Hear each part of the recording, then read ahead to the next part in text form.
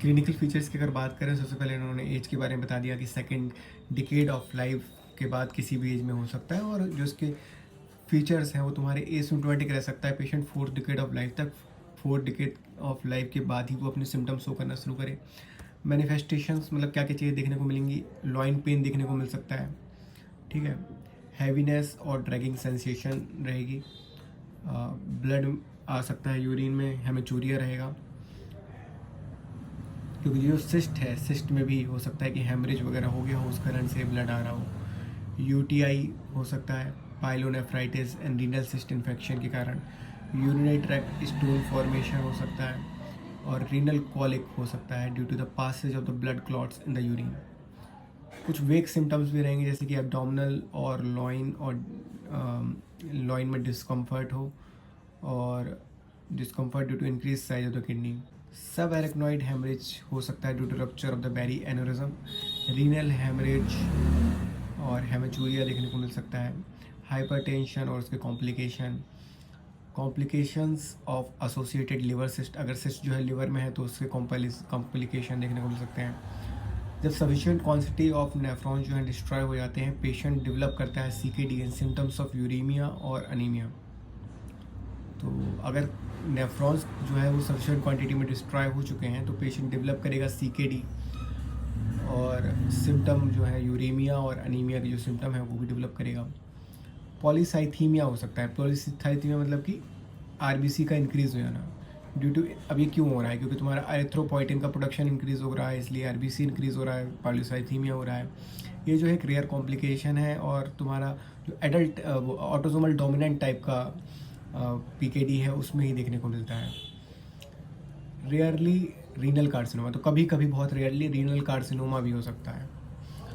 तो ये तो हो गई कंप्लेंट्स वगैरह हो गई हैं। फिजिकल एग्जामिनेशन अगर हमने किया तो बायलैटरली हमको लार्ज एब्डोमिनल मासेस देखने को मिलेगा, मतलब दोनों साइड की किडनी जो है वो इन्वॉल्व हैं, दोनों साइड की किडनी का जो मास है वो बढ़ा हुआ है, और इरेगुलर किडनीज फील हो रही हैं।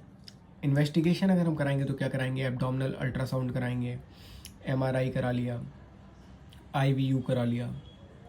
आईवीयू में हमें ड्रॉपिंग वाटर लिली साइन देखने को मिलेगा। स्क्रीनिंग जो है, ऐसे पेशेंट मतलब जिनको पहले से फैमिली हिस्ट्री जिनकी रही है, ऐसे पेशेंट्स जिनको है उनके बच्चों की स्क्रीनिंग हो जानी चाहिए। ट्रीटमेंट की अगर बात करें तो इसमें यह है कि हमें हाइपरटेंशन को कंट्रोल करना है, जो पेन हो रहा है उसके लिए मेडिकेशन दे दी, इन्फेक्शन जो है उसके लिए ट्रीटमेंट चला दिया। अगर सीकेडी हो चुका है तो उसके लिए डायलिसिस या फिर ट्रांसप्लांटेशन की रिक्वायरमेंट पड़ सकती है। स्पेसिफिक ट्रीटमेंट है कुछ, जैसे कि वेप्टान, मेमेलियन टारगेट ऑफ राइफेम्पिसिन इनहिबिटर ये चला दिए, सोमैटोस्टेटिन एनालॉग्स चला दिए। तो ये सब ट्रीटमेंट में हो गया। अब ये जो हमारे पास क्वेश्चन था उसमें कुछ स्टेटमेंट थे, तो कौन सा स्टेटमेंट सही है, तो सिस्ट में ऑल्सो कर in the liver, pancreas, membrane, arachnoid. तो मतलब ये कि सिस्ट केवल किडनी के अलावा और भी बाकी जगहों पे भी होता है, तो हाँ सही बात है, क्योंकि जब हम यहाँ पर देखेंगे तो सिस्ट जो है वो बाकी ऑर्गन्स में भी होते हैं, जैसे कि लिवर, पॉलीसिस्टिक लिवर डिसीज़, और ये पहले भी दूसरी जगह पूछा जा चुका है कि लिवर में और जो होता है पॉलीसिस्टिक लिवर डिसीज़ हो जाता है, मतलब इन मोर देन 75% केसेस में लिवर भी इन्वॉल्व होता है। इसके अलावा spleen, pancreas, thyroid, ovary, endometrium, seminal vesicle और एपिडिडिमाइस भी आपका इन्वॉल्व हो सकता है। ब्रेन में अगर इन्वॉल्व हो गया तो बेरी एनेरिज्म हो जाएगा, और अगर वो फटेगा तो सब एरेक्नॉइड हेमरेज होने के चांसेस रह जाते हैं। बाकी हार्ट में अगर इन्वॉल्व करेगा तो मिट्रल वेल्व का प्रोलैप्स हो सकता है, और दूसरी जो हार्ट की कार्डियक वेल्वुलर एनोमलीज हैं वो हो सकते हैं, ठीक है। अगला अगर पॉइंट देखें तो ये कह रहे हैं कि पॉलीसिस्टिन 1 जीन डिफेक्ट के बारे में बात की है और पॉलीसिस्टिन 2 जीन डिफेक्ट के बारे में बात की है।